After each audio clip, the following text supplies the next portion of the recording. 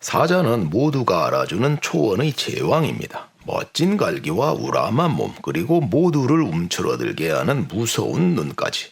한눈에 보기에도 제왕다운 풍모가 넘쳐납니다.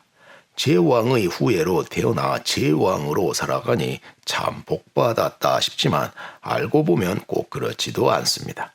멀리서 보면 희극이지만 가까이서 보면 비극과 같은 일이 있듯 사자의 삶도 가까이 들여다보면 험난하기 그지없기 때문이죠. 특히 라이언킹으로 불리는 수컷 사자들이 그런데요. 이들의 세상에서도 좋은 자리, 힘있는 자리는 거저 주어지지 않습니다. 핏줄이 아니라 오로지 능력으로 만들어내야 하는 게 이들 세상의 규칙이기 때문입니다. 더구나 숫사자들은 3년에서 4년이나 되는 또돌이 방랑 생활을 필수적으로 거쳐야 하는데요. 이 코스를 통과해 라이언킹이 되는 비율이 출생 대비 3%밖에 안 될 정도로 보통 힘든 게 아닙니다. 열의 셋이 아니라 100마리 중 셋만 제왕이 되는 거죠. 그야말로 혹독한 생존 테스트인 셈인데요. 사자들은 왜 이런 길고 혹독한 떠돌이 방랑 생활을 해야 하는 걸까요? 그리고 이 테스트를 통과해 제왕이 되는 데는 어떤 능력이 필요할까요? 오늘은 새끼 사자가 멋진 라이언킹, 초원의 제왕이 되는 법을 알아보겠습니다. 디즈니가 1994년 제작한 애니메이션 영화 라이언킹은 지금도 유명한데요.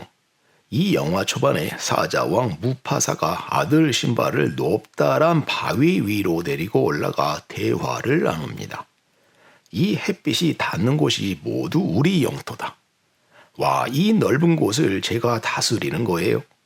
그래, 지배자로서의 왕도 저 태양처럼 뜨고 진단다. 언젠가 나의 시대는 가고 너의 시대가 올 것이다. 어린 사자 신바가 이 영토를 물려받는다는 건데요. 하지만 야생의 사자들에게 이런 일은 있을 수가 없습니다. 라이언킹의 자리는 물려주고 물려받는 게 아니기 때문이죠. 자신이 태어난 집단이 아닌 다른 곳으로 가서 자신의 힘으로 만들어내야 하는 게 사자 세계의 규칙입니다. 지금도 아프리카 세렝게티 초원에서 살아가고 있는 사자들도 마찬가지고 말이죠. 더구나 이런 사자들은 앞에서 말한 방랑 생활을 반드시 통과해야 합니다. 영화에서는 어린 신바가 쿠데타를 일으킨 삼촌 스카에게 쫓겨나는 바람에 어쩔 수 없이 또돌이 생활을 하지만 야생에서는 당연히 겪어야 하는 통과 의례입니다. 통과 의례이니 이걸 해야만 하는 이유도 있습니다. 숫사자의 방랑 생활은 생후 2년쯤 지났을 때 시작되는데요. 집단 생활을 하는 생명체들은 근친혼을 방지하기 위해 암수 중 한쪽이 집단을 떠납니다. 예전 우리 인간 세상에서는 보통 여성들이 태어난 집단을 떠나 다른 집단으로 갔지만 사자들은 반대입니다. 숫사자가 떠납니다. 숫사자 역시 떠나야 할 필요성이 있는 게 우리로 치면 청년기라 테스토스테론 분비가 왕성해져 짝짓기 욕구가 분출하는데요. 이들 세상에서도 근친혼은 피하는 편이라 짝을 찾으려면 떠나야 합니다. 문제는 떠나는 순간 영역도 없고 함께할 무리도 없어진다는 겁니다. 사자들은 고양이과 중 유일하게 무리 생활을 하는데요. 무리마다 자기 영역이 있어서 영역 개념이 철저합니다. 자기 구성원이 아닌 낯선 존재를 용납하지 않죠. 이러니 무리도 없고 영역도 없는 독립한 숫사자들은 발붙일 데가 없습니다. 사자들의 영역은 사냥감이 있는 곳을 기준으로 정해지기 때문에 먹고 살려면 나무 영역에 들어가야 하는데요. 낯선 존재가 자기 영역에 들어오는 걸 눈뜨고 못 보는 게 사자들이니 날이면 날마다 쫓겨다닐 수밖에 없습니다. 굶기를 밥 먹듯이 해야 하는 건 예산일이고 잘못하면 부상을 당해 죽을 수도 있죠.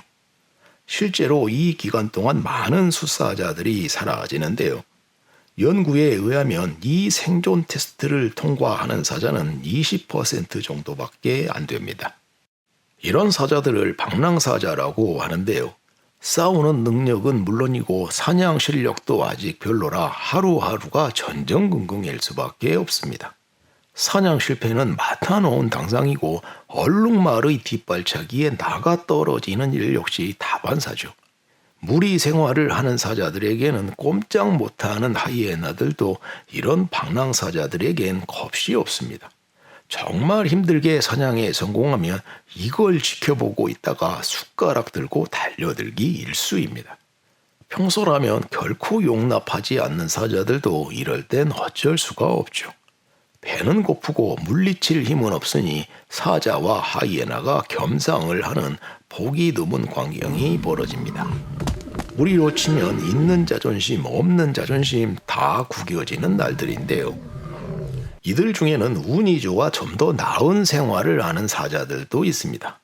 같이 태어나거나 비슷한 시기에 태어나 같이 독립한 형제나 사촌들이 있는 경우인데요. 혼자보다는 둘이 낳으니 생존율이 더 높습니다. 물론 주어지는 운만 있는 건 아니죠. 자신처럼 방랑하는 다른 사자들을 만나 의형제를 맺을 수도 있습니다.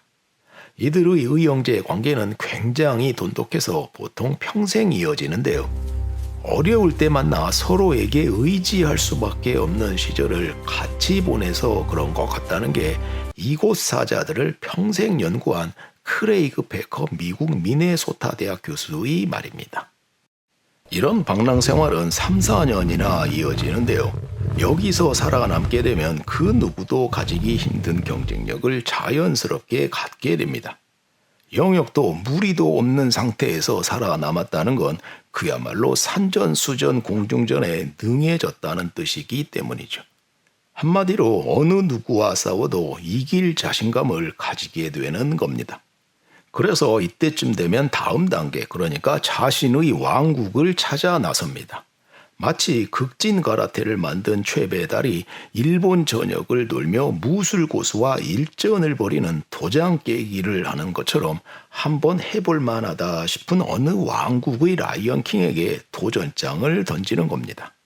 성공하면 킹이 되지만 실패하면 다시 집도절도 없이 떠돌아야 하니 왕국을 지키려는 자와 도전자의 대결은 언제나 격렬할 수밖에 없는데요. 이때에도 같이 싸울 파트너가 있느냐 없느냐가 승부에 지대한 영향을 미칩니다. 수사자들에게 형제나 의형제는 있어도 되고 없어도 되는 존재가 아니라 거의 필수적인 겁니다. 라이언킹이 되는 비율이 출생 대비 3%밖에 안 되는 것도 이런 여러 조건이 필요하기 때문이죠. 이런 타이틀 매치 같은 대결에서 이겨 라이언킹이 되면 그야말로 꿈에 그리던 나날들이 시작됩니다.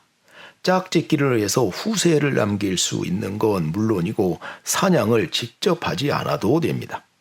사자 집단은 주로 암사자들이 사냥을 하는 편이라 밥상이 차려지면 가서 먹기만 하면 될 때가 많죠.